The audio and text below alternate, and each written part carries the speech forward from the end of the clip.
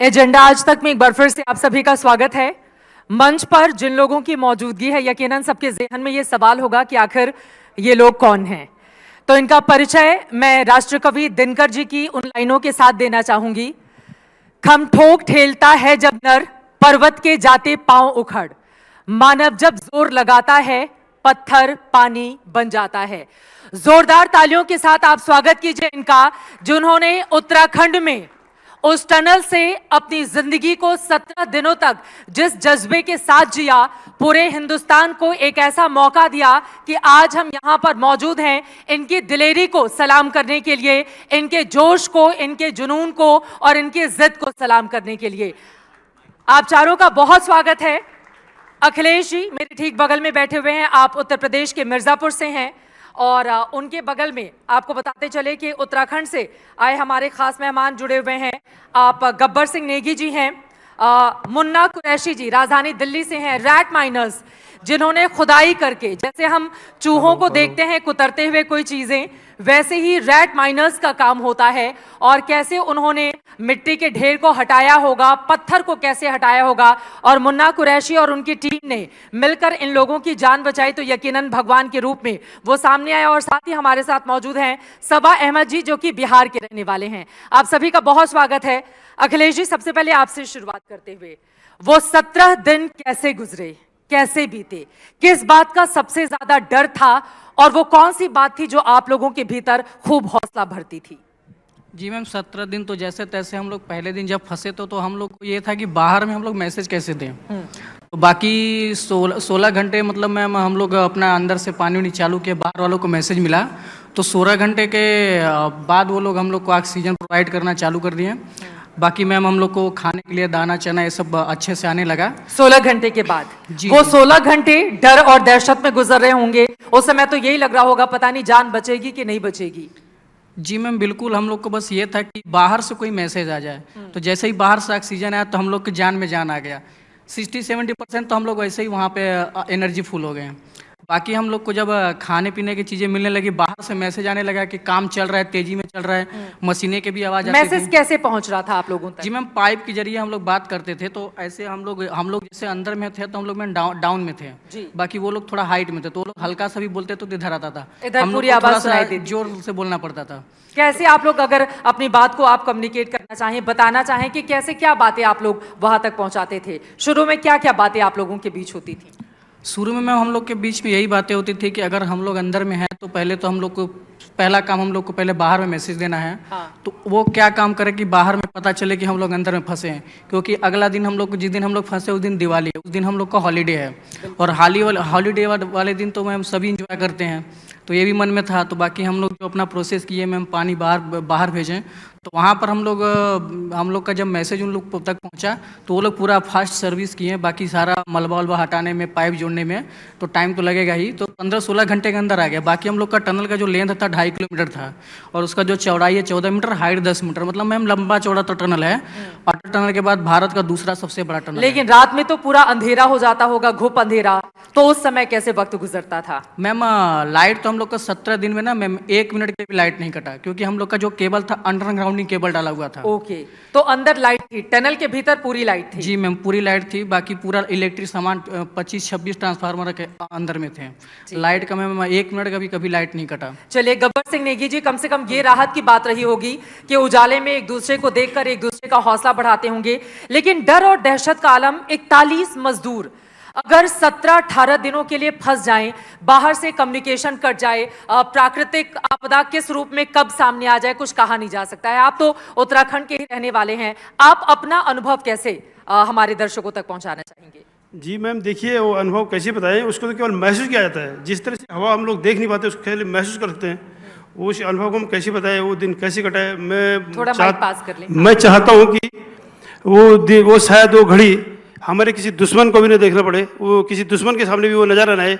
वो तो बहुत ही डेंजरस थी। उसको, उस घड़ी को सोचने के लिए अगर हमारे मन में थोड़ा आता है तो इस टाइम हमारी रूह काम जाती है। बहुत मुश्किल वक्त था, बहुत कठिन वक्त था वो। क्या करते थे आप लोग?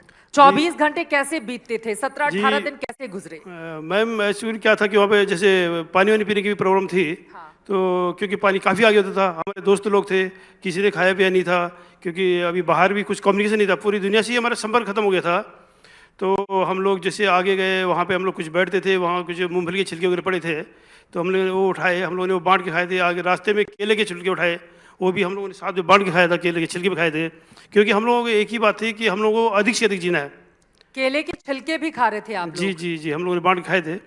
एक्चुअली हम लोगों के दिमाग में एक ही बात थी कि हम लोगों को अधिक से अधिक जीना है, किसी तरह से लंबा जीना है, क्योंकि हमारे सामने हमारे 40 साथियों का सवाल था, 40 जिंदगी हमारे आंखों के सामने थी कि इनको कैसे रखना, इनका हौसला कैसे बना के रखना, क्योंकि वो सब लेबर आदमी हैं हम लोग, तो उनको समझाना भी बड़ी मुश्किल होता था, क्योंकि अभी कोई रोएगा कोई धोएगा। कुछ लोगों का हौसला भी टूटता होगा, अंदर बहुत सारे लोगों के आंसू भी आते होंगे, परिवार की यादें आती होंगी, अपने बच्चों की यादें आती होंगी, तो उसको कैसे एक दूसरे से जो दुख था उसको कैसे बांटते थे आप लोग? मैम खुद मेरे साथ भी ऐसे ही था, क्योंकि उस दिन जब भी हम टनल के अंदर घुसते थे तो बाहर से पहले फ़ोन करते घर में कि भाई हम लोग जा रहे हैं काम पे, ठीक है, सुबह निकलने के बाद ही उनको बताएंगे, घर में फिर मैसेज करेंगे दोबारा। तो वो दिन दोबारा आया ही नहीं कि साल हम बाहर में बात कर पाएँ, बाहर वालों को बता पाएँ कि हम लोग किस तरह किस हाल में फंसे हुए हैं। एक्चुअली दिवाली का दिन था, सभी लोग घर में दिवाली मनाएंगे, लेकिन वो घर में इंतजार हो रहा है कि फ़ोन अभी आएगा तभी आएगी। मेरी बूढ़ी माता भी घर में है, वो लोग इंतजार कर रहे हैं कि बच्चे भी इंतजार करेंगे कि फ़ोन अभी आएगा तभी आएगा, कब आया नहीं फ़ोन अभी तक। तो फिर उन्होंने मेरे भाई साहब को फ़ोन किया है, वो देहरादून में रहते हैं, उन्होंने उनसे कॉन्टेक्ट किया, तो उनके से संपर्क हुआ, तो वो लोग पूरा परिवार ही, पूरा भाई लोग हमारे दौड़ दौड़ के आए वहाँ पे। उन लोगों का बुरा हाल था, बाहर में बहुत बुरा हाल था, क्योंकि रास्ते में एक दीवार जैसी थी। हम लोग पाइप के जरिए, जैसे उन्होंने कहा, पाइप के जरिए बोल तो सकते थे, लेकिन भाई लोग वो देख नहीं पा रहे थे। एक लोग एक अजीब सी तड़पन थी कि कैसे इन लोगों को देखें, कैसे इनसे बात करें। खाली ये लोग बात, हमारे भाई लोग हमारा हौसला बढ़ाते थे कि आप लोग अंदर में ठीक से रहिए, हम लोग इंतजार करें। कंपनी ने हमारा बहुत हौसला बढ़ाया, हमारे साहब लोग बोलेंगे आप लोग चिंता मत कीजिए, हम लोग हैं, बाहर से कोशिश कर रहे हैं। इसी में हमारे धामी साहब भी आ गए, सीएम साहब आ गए, उन्होंने कहा कि आप टेंशन क्यों ले रहे हैं, बाहर से हमारे प्रधानमंत्री साहब बराबर आप लोगों पर नज़र बने हुए हैं। लेकिन मैडम हमारा फ़र्ज़ था कि हमको इस बात का भी डर था कि कहीं बाहर से उन लोगों का हौसला न टूट जाए, हम लोग ये चलते। फिर हम, अगर वो पाइपलाइन थी सर डाउन में चल रही थी, तो बाहर से अगर वो लोग बोलते थे तो आवाज़ हल्के से भी अंदर आ जाती थी, लेकिन अंदर से हम लोग बहुत जोर लगाना पड़ता था। वो लोग हल्का बोले तो हम उससे दुगनी आवाज़ में बोलता था, ताकि उनको रहे कि हम लोग एकदम स्वस्थ हैं और हम लोग ठीक हैं। वो लोग अपने आप को संभाल पाए, बचाने की कोशिशें की जाए। हाँ जी, यकीनन हम लोगों ने तो फिल्मों में ही इस तरह के दृश्य देखे थे, लेकिन आप लोग वो झेल कर आ रहे हैं। आपके इस दिलेरी को, इस जज्बे को पूरा देश सलाम करता है, और आप लोगों ने देश को ये बताया भी है कि जब परिस्थितियां बिल्कुल विपरीत हों तो अपने आप को खुद में साहस भरने के लिए किसी बाहरी की जरूरत नहीं पड़ती है, खुद अंदर से ही वो साहस अपने आप को लेकर आना होगा। सबा अहमद जी, अब आपके पास आते हुए, आप बिहार के आरा से ताल्लुक रखते हैं, आप भी वहां पर मौजूद थे, आप अपनी व्यथा कैसे पहुंचाएंगे? और परिवार वालों में भी डर का माहौल होगा, पता नहीं जिंदा, क्योंकि जब भी इस तरह की परिस्थिति होती है सबसे डर इस बात का रहता है कि पता नहीं जिंदा आएंगे नहीं आएंगे। एक एक घड़ी कितनी मुश्किलों से गुजर रही होगी, खाने पीने से लेकर रहने, हर चीज की परेशानी अंदर कैसे बीते? सबसे बड़ी चुनौती आपके सामने क्या आई? देखिए, जब 12 तारीख का जब दिन मॉर्निंग 5:30 बजे का था, तो हमारे पास मैसेज आया कि सर टनल कोलैप्स कर गया है। तो नेगी जी और हम दोनों को गाड़ी से गए, और ये लगभग आपको 2.5 किलोमीटर पीछे ये बैक साइड में हुआ था ये हादसा। तो हम लोग जब गाड़ी से जब जाने लगे तो हमें नहीं लगा कहाँ पास क्या हुआ है। जब लास्ट जब स्टेज जब मैंने पूछा तो देखा कि यहाँ तो बहुत बड़ा हादसा हो चुका है। अब उसके आगे अब किसी का भी दिमाग काम नहीं करे, कितने भी साइंटिस्ट वगैरह रहेंगे, किसी का भी दिमाग काम नहीं करेगा। और जैसा कि लोग बताया कि वॉकी टॉकी बाकी मोबाइल वगैरह वहाँ कुछ काम नहीं कर रहा था।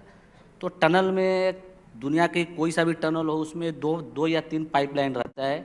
एक फ्रेश वाटर अंदर जाता है, एक जो है कचरा वाटर बाहर निकलता है।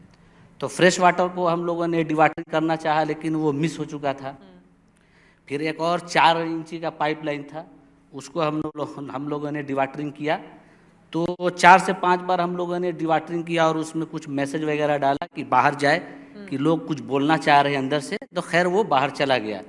लेकिन मैम ये सब प्रक्रिया करते करते नाइट का लगभग 12 बज गया। अब सुबह मॉर्निंग 5:30 बजे से रात 12:30 बजे के बीच में हम लोग को भूख भी लगा मैम। तो बादाम का छिलका जो होता है, जो अमूमन लोग बादाम का छिलका बादाम खा के छिलका को फेंक देते हैं, या केला के छिलका को फेंक देते हैं। तो उसको हम लोगों ने खाया, क्योंकि ज़िंदगी जीने के लिए कुछ तो खाना पड़ेगा। बादाम का छिलका और केले का छिलका क्योंकि जो मैम- वहां पर फेंका हुआ था उसको उठाकर आप लोगों ने जी, खाया। क्योंकि मैम टनल में लोहा और पत्थर के अलावा और आपको कुछ मिलेगा नहीं। फिर हम लोग की बात हुई मैम, जब नाइट का 1 बज रहा था तो एक साउंड आया, तो हमें लगा क्या हो गया, तो एक आदमी आके बताया कि ऑक्सीजन आ गया है। तो हम लोग को बहुत खुशी हुई, और इंसान को सबसे बड़ी इंपॉर्टेंट चीज़ होती है जीने के लिए ऑक्सीजन बहुत ज़रूरी है। तो जब ऑक्सीजन आ गया तो हम लोग को हो गया कि अब हम लोग किसी तरह बाहर निकल जाएंगे। लेकिन इसमें सबसे बड़ी धैर्य की बात ये होती है कि आपको टाइम को नहीं गिनना पड़ेगा, आपको इसमें 15 दिन, 20 दिन, 25 दिन लग जाएगा, ये आप जान रहे हैं, लेकिन आपके घर वाले ये नहीं जान रहे हैं। बिल्कुल बिल्कुल। किसी भी घर का आदमी देखिए, जैसे मैं अपने बता रहा हूँ कि हमारे घर में माँ heart patient, father sugar patient, 3 बच्चे, वाइफ और मैं हूँ। मैं अपने घर का एक अकेला इंसान हूँ जो सारे का कंधा पे बोझ लेके चल रहा हूँ। अगर हमें कुछ ऐसा हो जाता, खुदा ना करे, लेकिन हम अपने घर अच्छे से निकल गए, तो उस समय आपको ख्याल तो आता होगा बच्चों का, देखिए परिवार का। बच्चों का और माँ बाप सबका ख्याल आ रहा था। लेकिन एक चीज़ होता है मैम कि अगर आप अंदर पैक हैं और बाहर आपको किसी से बात नहीं हो पा रही है, तो सबसे बड़ा देखिए इम्पोर्टेंट इसमें है कि आपको घर के ख्याल को हटाना पड़ेगा माइंड से। अगर आप घर का ख्याल अगर कंटिन्यू माइंड में लेके चलेंगे तो आपके माइंड के ऊपर लोड पड़ेगा, और माइंड के ऊपर लोड पड़ने से क्या होगा कि आपका हार्ट बीट जो है वो प्रॉब्लम में आ सकता है। इसलिए हमने सारे लोग को बोला कि भाई अपने बारे में पहले सोचो, घर के बारे में पहले छोड़ो, पहले अपने बारे में सोचो, अच्छे से खाओ पियो रहो, और जो भी है मतलब साफ देखिए। सबसे बड़ा इम्पोर्टेंट क्या है, 18 दिन के अंदर में गंदगी नहीं होनी चाहिए। जिस स्थान पे हम सो रहे हैं या बैठ रहे हैं उस स्थान पे गंदगी नहीं होनी चाहिए कभी भी। तो वो सब चीज़ का भी हम लोगों ने काफ़ी ख्याल रखा। ठीक है। और बाकी जो हो गया सो गया। बाकी मैं हमारी कंपनी जो है नवयुगा इंजीनियरिंग कंपनी, बाकी जो उत्तराखंड की जो गवर्नमेंट धामी साहब की सरकार हुई, या हमारे सेंट्रल में जो माननीय प्रधानमंत्री जी हैं, उनका मैं तहे दिल से शुक्रिया अदा करना चाहता हूं कि जो हम लोग फंसे तो फंसे, लेकिन हम लोग प्रधानमंत्री जी ने अच्छे से बाद में बाहर बातचीत भी निकाले की आप लोगों से। कि आप लोग देखे होंगे कि 41 मेंबर्स को 1 खरोच तक नहीं आया था। जी बिल्कुल। और मेडिकल एम्स का भी रिपोर्ट आया था आपको 28 तारीख को शाम में आया था इवनिंग जी, में, बिल्कुल। कि सब लोग फिट हैं, किसी तरह का कोई प्रॉब्लम नहीं है। तब वहां से डिस्चार्ज स्लिप बना था मैम। आपको लेकिन अपने राज्य की सरकार से शिकायत है जो देखिए आप उससे मैम, बाहर बता रहे देखिए थे। मैम एक बात होती है कि जब हम लोग 41 मेंबर्स, मुझे लेके 41 मेंबर्स थे, हम लोग टनल में फंसे हुए, तो हर स्टेट से सीएम या कोई भी अधिकारी लोग अपने आदमी का हालचाल लेने के लिए आ रहे थे। उस 18 दिन के अंदर में बिहार से कोई भी एक मंत्री या कोई भी एक अधिकारी तौर पे हमारा हालचाल लेने के लिए वहाँ नहीं पहुँचा। यहाँ तक कि आज तक हमारे घर पे भी एक जो आपको ब्लॉक स्तर का जो होता है वीडियो, वो भी आज तक नहीं आया है। तो ये बहुत दुख की बात है सर, ये दुख बहुत नहीं, ये की बात है। दुर्भाग्यपूर्ण है और ये दुख बिहार और दुख सरकार को और मैं- सोचना चाहिए। और मैं ये क्योंकि इस बिहार मंच सरकार- से अगर आप इस तरह की अपनी पीड़ा व्यक्त कर रहे हैं तो ये उस सरकार के लिए शर्मिंदगी का और विषय मैं हो सकता है। ये बिहार सरकार से मैं ये पूछना भी चाहता हूँ कि क्या किसी भी सरकार बना या बिहार में कोई किसी की भी सरकार हो तो उसमें क्या मेरा नहीं है कोई सहयोग? मेरा भी सहयोग है, ऐसा नहीं है कि मेरा सहयोग नहीं है। लेकिन बिहार सरकार ने हमारे साथ सौतेला व्यवहार किया। आप देखिए झारखंड के लोग पहुँचे अपने स्टेट, वहाँ के जो सीएम थे सेक्रेटेरिएट में उनको हेमंत ठहराया, सोरेन जी, बिल्कुल। योगी जी, धामी साहब, मतलब जितने स्टेट के थे सारे को सम्मानित किया, ओनली फॉर बिहार को छोड़ के। मैं ये बेहद दुर्भाग्यपूर्ण बात है, लेकिन पूरा देश आपके साथ खड़ा हुआ है। इस वजह से किसी एक राज्य या किसी एक सरकार की जरूरत नहीं है आपके साथ। और मैं एक और बात तालियों की ये आवाज आपके इस हौसले को और ज्यादा बढ़ाती भी है। मैं मुन्ना कुरैशी जी के पास अब आ जाती हूँ। देखिए मुन्ना कुरैशी जी ये वो शख्स हैं जो जब खदान के भीतर जा रहे थे तो उनको पता था कि कुछ भी हो सकता है, वो ठीक ठाक बाहर आ सकते हैं, लेकिन उनकी जान खतरे में भी थी और हो सकता है कि अगले ही पल वो नहीं भी रहते। लेकिन रैट माइनर्स की ये जो टीम है, जब मशीनों ने काम करना बंद कर दिया तो मुन्ना कुरैशी और उनकी टीम ने वो कर दिखाया। 41 लोगों की जान बचाकर लेकर आए, तो यकीनन उन 41 लोगों के लिए और पूरे देश के लिए भगवान के रूप में ही मुन्ना कुरैशी सामने आए। तो मुन्ना जी, इसके लिए बहुत धन्यवाद पूरे देश की ओर से। आपका अनुभव मैं जानना चाहूंगी, 21 घंटे तक लगातार हाथों से आप लोग खुदाई का काम करते रहे, आप लोगों का क्या अनुभव रहा? आप लोगों को कब जानकारी दी गई कि जाकर यहाँ पर टनल में इस तरह से खुदाई करनी है? अपना अनुभव जरा बताएं। मेरे को तो कोई जानकारी थी नहीं, क्योंकि मेरे भाई जो वकील हसन है, हम 2021 में हमारे ये अशोक जी है सोलंकी, उनके पास हम काम करते थे। तो उन्होंने बताया, वकील हसन जो मेरे भाई पार्टनर भी है और भाई भी है, उनको बताया। तो उनका मेरे पास 22 तारीख की रात को 10 बजे फ़ोन आया। बोलने लगे, मुन्ना 41 लोग उत्तराखंड काशी में फंसे हुए हैं टनल के अंदर। तो मैंने, भैया क्या करना है? बोलने लगे, यार कुछ बनाओ। तो मैंने वहाँ की आप वीडियो मंगाइए, जब बताएंगे क्या होगा क्या नहीं होगा। वीडियो मंगाई, मैंने बोल दिया, मैंने भैया ठीक है हम करेंगे और चलेंगे। इन्होंने बोल दिया ये 2-4 दिन में नहीं जाना, 1 घंटे में जाना है, 1 घंटे में तैयार हो जाओ। हमने फ़ोन मिलाया, हमारी जो टीम थी उसमें नसीम भाई थे, राशिद भाई थे, इरशाद भाई तो और भी थे, हमारी पूरी टीम थी। 5 कितने लोग थे? हम 12 लोगों की टीम थी। 12 लोगों की टीम जी। 6 बुलंदशहर से थे, 6 दिल्ली से थे। ठीक है। तो हमने बुलाया उन्हें, तो वो बोलने लगे ठीक है।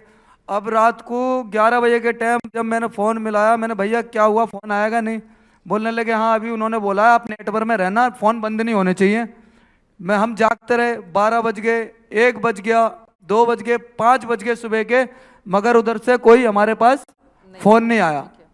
अब मैंने ठीक है हम सो गए, मेरी फिर आँख खुली 3 बजे, मैंने भैया को फिर फ़ोन करा, मैंने भैया क्या हुआ, चलना है या नहीं, या ऐसे ही मेरे से मजाक कर रहे हो? क्योंकि इतना बड़ा काम हमें कोई कैसे दे रहा है हमारा, क्योंकि हम तो मजदूर हैं और हम तो अपने को कल भी मजदूर और आज भी मजदूर रहेंगे, और मेरे को लगता है हम मजदूर ही हैं। बस ये भारत का प्यार मिल रहा है मुझे, इतनी खुशी रहती है बहुत। मजदूर ही देश को बनाते हैं। आपकी भूमिका भी उतनी ही है, उतनी बड़ी है जितनी कि यहाँ पर बैठे किसी भी एक शख्स की है। आप अपनी बात बताएं, कब पहुंचे? 21 घंटे तक लगातार किस तरह से खुदाई की, जरा वो वाली बात बताएं। जी जी। हम यहाँ से निकले 23 तारीख की शाम को, जब उन्होंने 23 तारीख को दोपहर में 3 बजे फ़ोन उनका आ गया। मैंने इनसे कहा भैया आप बात करो, वो बताते हैं तो बताओ, पूछो, नहीं बताते तो फिर भी हम अपने भाड़े से चल देंगे यहाँ से, क्योंकि हमें निकालना है, क्योंकि हमारी भारत की शान है और हमारे मजदूर भाई हैं, जैसे हम मजदूर हैं वैसे वो मजदूर हैं।